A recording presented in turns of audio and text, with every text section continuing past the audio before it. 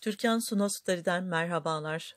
Zencefili bu şekilde hazırlayıp için hem cayır cayır yağ yakın hem de sağlığınızı koruma altına alın. Evet, uzman tarifimi sizlere sunmadan önce kanalıma abone değilseniz abone olmanızı, tarifimi tüm sevdiklerinizle paylaşıp bir de videolarımı beğenmeyi lütfen ihmal etmeyin.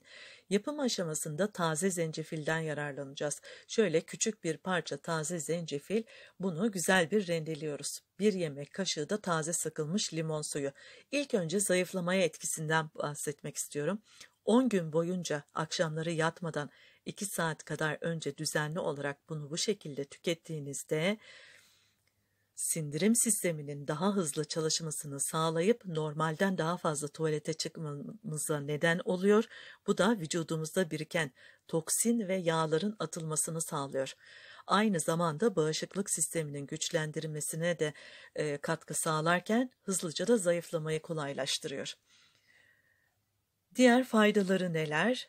Mide ağrısı, mide bulantısı, hazımsızlık gibi birçok problemlere iyi geliyor. Sabahları mide bulantısıyla uyananlar zencefili yine bu şekilde hazırlayıp tüketebilirler.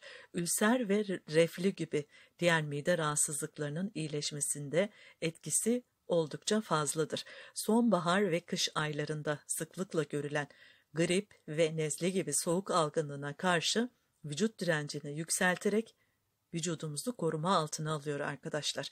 Antioksidan olması vücutta yanlış beslenme ve zararlı alışkanlıklardan kaynaklı biriken toksinlerin atılmasında oldukça etkili. Vücuttan atılan toksinler akciğer, karaciğer, mide, bağırsak gibi hayati organların daha sağlıklı çalışmasını sağlamaktadır. Zencefili bu şekilde tükettiğiniz zaman da doğal bir ağrı kesici vazifesi de görüyor aynı zamanda.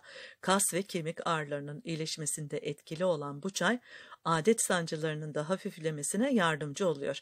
Şimdi diğer taraftan da cezvede kaynattığımız sıcak suyumuzu üzerine ilave ediyoruz.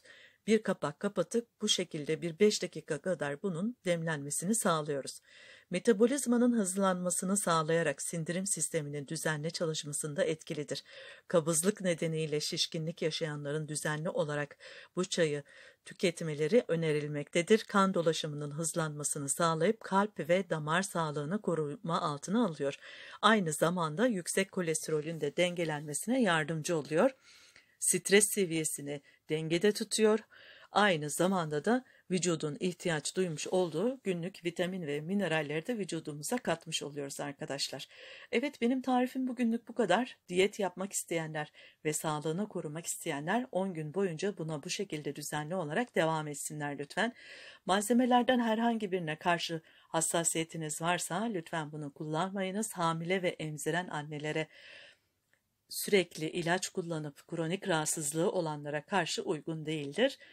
Lütfen bunları göz önünde bulundurarak bu şekilde bu çayınıza herhangi bir sıkıntınız yoksa içebilirsiniz.